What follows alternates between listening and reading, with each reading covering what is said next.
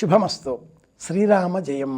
ప్రియమైన ప్రేక్షకులకు గీతా జయంతి శుభాకాంక్షలు. మార్గశీర్ష మాసం శుక్లపక్షం ఏకాదశి తిథికి మోక్షద ఏకాదశి అని పేరు.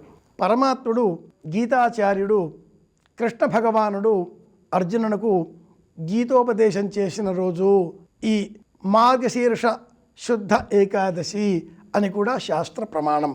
ధృతరాష్ట్రుడు తన నగరంలో అంతఃపురంలో ఆందోళనతో కూడుకున్న మనస్సు కలవాడై ఉదయం నుంచి ఏవో తెలియని శకునములు విరుద్ధములైనవి తెలియవస్తున్నాయి. సంజయ, ఆ క్షేత్రం ధర్మక్షేత్రం. అక్కడ ఏం జరిగింది, ఏం జరుగుతోంది?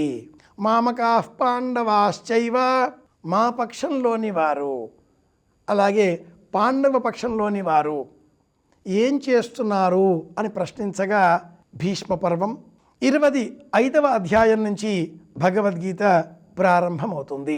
18 అక్షౌహిణుల సైన్యంలో మధ్యలో ఉన్న ఆ కృష్ణ పరమాత్ముడు అతడిని చూచిన అర్జునుడు ఏదో తెలియని ఆందోళనకు గురి అయిన అనంతరం 2 చేతులు జోడించి, భగవన్, హే కృష్ణ, నాకు ఈ రాజ్యం అవసరం లేదు. నకాంక్షే విజయం కృష్ణ, నాకు ఈ విజయమే అవసరం లేదు. నచరాజ్యం సుఖాన్నిచ అంటూ వ్యాకుల వదనంతో బంధువులు, మేనమామలు, చుట్టాలు వీరితో నేను యుద్ధం చేసి సాధించేదేమున్నది అని చెప్పగా పరమాత్ముడు అర్జునులకు బోధించిన ఆ సారాంశమే, యోగ సారాంశమే భగవద్గీత. 18 అధ్యాయాల 700 శ్లోకాల ఈ భగవద్గీత యోగశాస్త్రం. కృష్ణ అర్జున సంవాదం, భీష్మ పర్వం 25వ అధ్యాయం నుంచి 43వ అధ్యాయం వరకు ఉన్నటువంటి ఈ 700 శ్లోకాల సమాహారంలో ఆత్మవిశ్వాసం ఉన్నది, కర్తవ్య బోధ ఉన్నది, కర్మ జ్ఞాన విశేషాంశాలు ఉన్నవి. మనకు సంబంధించినంత మేరకు కర్మాచరణకు మాత్రమే యోగ్యత కలదు. కర్మ ఫల విచారణను మనం చేయరాదు. కర్మాచరణ ప్రధానమైనది. సధర్మే నిధనం శ్రేజ. మన ధర్మాన్ని మనం అనుసరించాలి. ఫలితాన్ని ఆశించరాదు, నిర్దేశించరాదు. ఫలితాన్ని ఆశించి కర్మాచరణ చేయరాదు.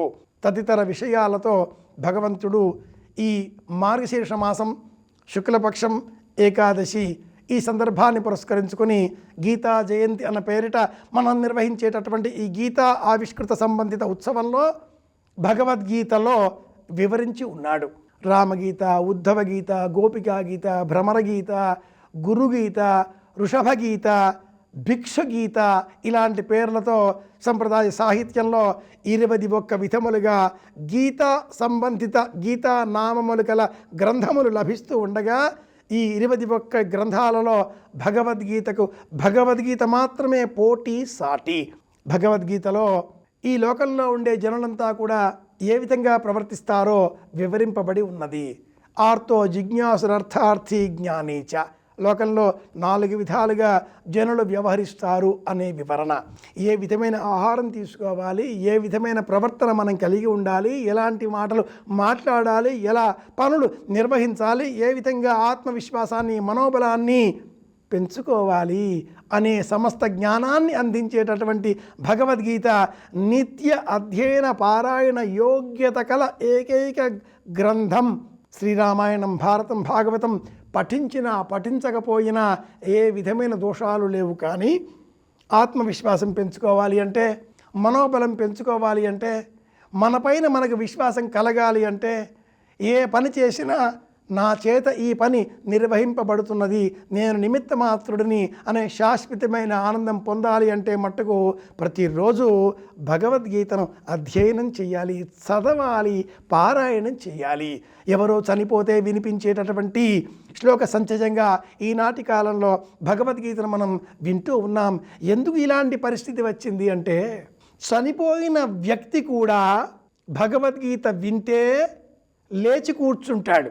తనది అయిన బాధ్యతలను పరిపూర్తి చెయ్యాలి అనేటటువంటి లక్ష్యంతో పునర్జీవనం పొందుతాడు అనే ధర్మంతో పూర్వకాలంలో మరణించిన వ్యక్తి వినే నిమిత్తమై భగవద్గీతను శ్రవణం చేసే నిమిత్తమై గానం చేసేటటువంటి వారు.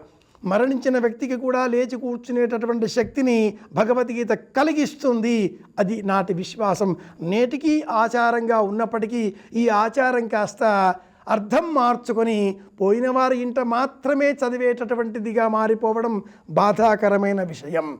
పోయిన వారి ఇంట మాత్రమే కాకుండా అందరి గృహాలలో అన్ని రోజులలో ప్రతిరోజు కూడా చదవవలసిన దివ్యమైనటువంటి మహత్తరమైనటువంటి వ్యక్తిత్వ నిర్మాణానికి ప్రథమ సోపానంగా పరిగణింపబడినటువంటి ప్రస్థానత్రయంలో మొదటిది అయినటువంటిదే భగవద్గీత.